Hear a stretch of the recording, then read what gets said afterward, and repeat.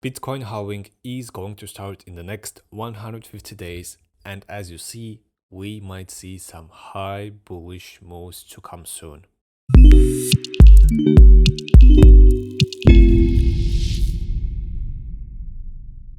Welcome back, traders. Today we are talking about Bitcoin and halving as well in total. So, before the halving and the Bitcoin, let's take a look at the last week's candlestick and what it is telling us. So we see that the last week started with a nice dump movement to the lower zones, breaking this trend. But yesterday we had some bullish momentum where buyers secured the 36k zone and of course the 37k zone as well, showing that there are still some bullish people. People are showing some enthusiasm and trying to push for the upper zones as well, which is the 40k zones, the psychological resistance line for us. So far we have had 3 halvings, and halvings basically mean that every 210 blocks mined by the miners, the reward is basically cut in half, meaning that currently we are at, like, this was the last time we had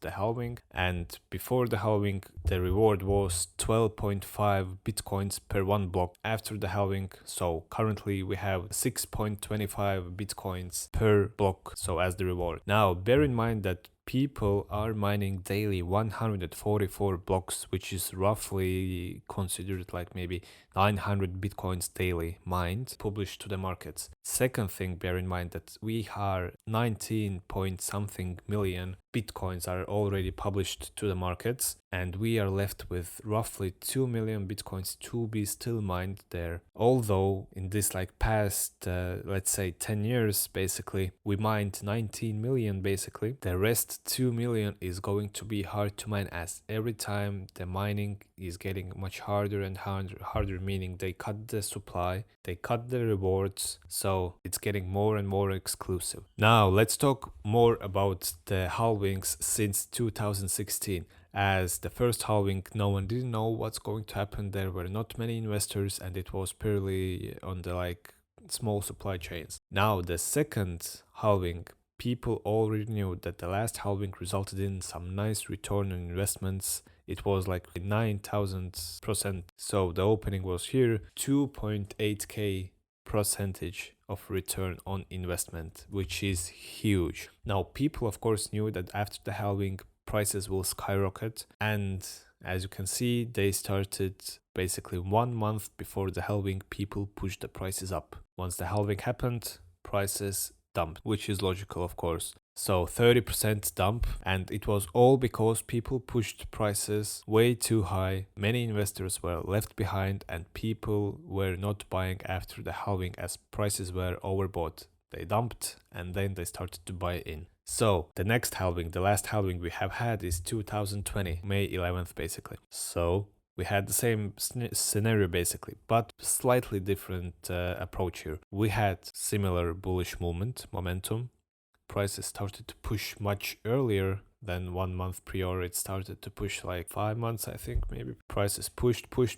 They were heavily overbought, and markets of course dumped in order for others to get a good entry, and then they started this nice bullish movement, which started here and then skyrocketed to the upper zones as well, which of course resulted in 650% percentage. Now bear in mind, with each halving we are seeing less and less the return on investments, meaning that we had basically 8k, 2.8k, now we have less than 1k. So if we are going to see a potential movement to the upper zones, we might see some kind of movement of like maybe 400% or 200%, but we won't enter the next halving season most likely near the 40k zone, meaning that we are going to enter most likely near 26k zone. So the potential all-time high is going to be 140k per Bitcoin, which is huge of course. But now let's talk about more of upcoming halving, which is basically starting period of this zone here. Now, before we look closer here, let's take a look at greed and fear index. And what we see, markets are greedy, people are farting, people are FOMOing, they say that, oh, the new bullish market is happening by now or by never, blah, blah, blah. They are spreading FUD. Now, taking a look back on a Bitcoin closer here, let's see what we see, of course. Now, considering the fact that we had this manipulative bullish momentum, thanks to all these ETF BlackRock news, ETF XRP news, Bitcoin news, and all kind of different news where people started talking about how Warren Buffett has traded multi-million transactions, blah blah, sold assets. People are spreading news. People are fearing. No one knows what's going to happen, but it's actually pretty easy. There are two potential scenarios here, and both end up the same way, only the beginning is different. Meaning that you see this 40k zone, which we have been talking about pretty multiple times.